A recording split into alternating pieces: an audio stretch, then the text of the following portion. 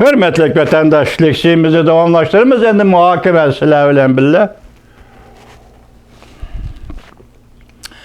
Johnson dedi yukarıdaki dedi, Çavuşan'ı setivitip meslendegidek Amerika ile münasebetini yaxşılaş doğrusu Cungo aldırap kaldı. Yaki tetiklişip kaldı degen bir gepni kıldı.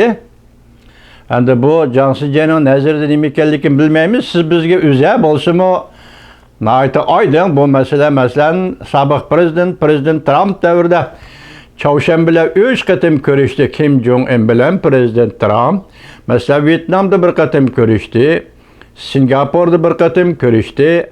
Eng oxirgisi Banmindiyan'da dağdug'uluq ko'rishdi. Hatta prezident Trump Shimoliy Koreyaga qadam bosdi bir qadam. Hamda shundaqla Kim Jong-un Shimoliy Koreyaning boshlig'i Janubiy Koreyaga bir qadam bosdi. Banmindiyada ko'rishish nihoyatda dag'dug'uluq ko'rish bo'ldi vatandosh. Shunda ahvol aslida siz shuna diqqat qildingiz. Sobiq prezident Trump davri Çavuşan yoki yadro yoki raketa degan gapni qizg'anmadi. Shuningdek keyin 4 yil o'tib ketdi.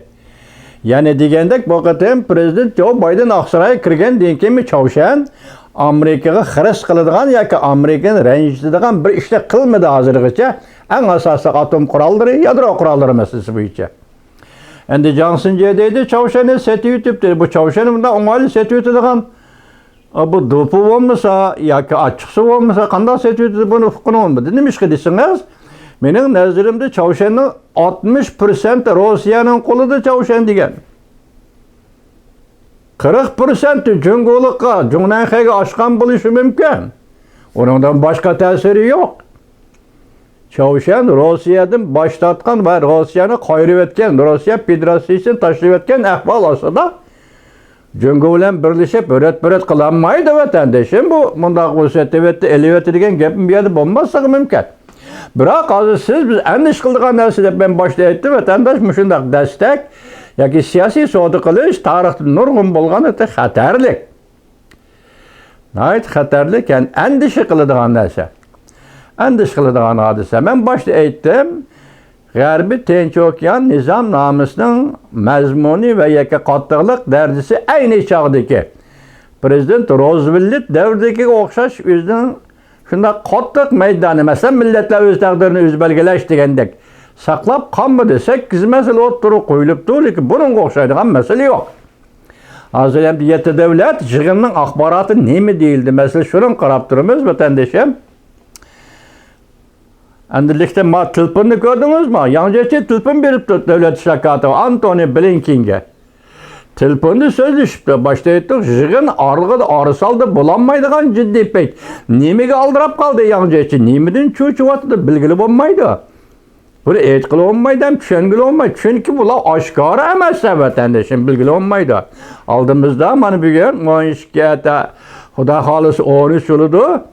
3 gündeki 16. günü Prezident Vladimir Putin bilan Prezident Joe Biden jan va'da ko'rishdi. Endi bu yerda yana yangi bir gap o'tirg'i chiqdi. Masalan, nima dedi desangiz, Tayvan masalasida Amerika, Jungo, Rossiya Federatsiyasi o'tirishdan bu qatimqi 3 taraf munosabati Tayvanga makan tayyorlab berishi mumkinmi degan savol o'tirg'i chiqdi. Mesela bu üç devlet oturuşu münasebet biz şuna savol koysak Uyg'uristonga bir makan, Uyg'uriston meselesiga bir makan tayyorlab berishi mumkinmi deb mi savol qo'yamiz vatandoshim. Qarang, 6-oyning 11-kuni Yangjachi tilpin beribdi davlat shirkati Antony Blinken'ga. 6-oyning 11-kuni davlat majlisida Uyg'urlar to'g'risida guvohlik o'tkazilibdi. Bu vaqtni bir vaqt ichiga o'rlashtirib qo'yganda shundaq bir emas vatandoshim. Bana şunu ağırlaştırıp koy.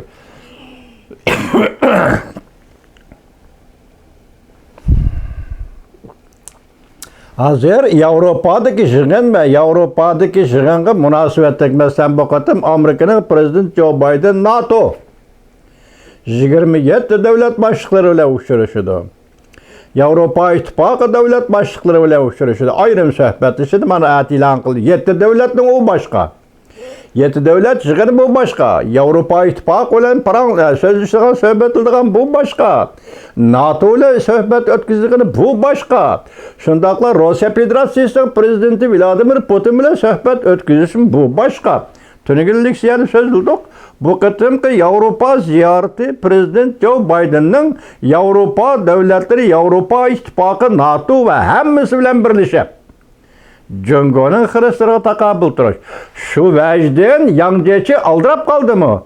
Ya ki yana başka bir gep var mı? Gep hazır ben Yangceçi'nin aldırışıdın bir noktada ve üzem ensirep duruvatı ben Uyguristan meselesi diyen mesele bu içi vatandaşım. Ben sizge bunun devamını sözde ya uzurap ketmişsiniz, zirikip kalıyorsunuz vatandaş.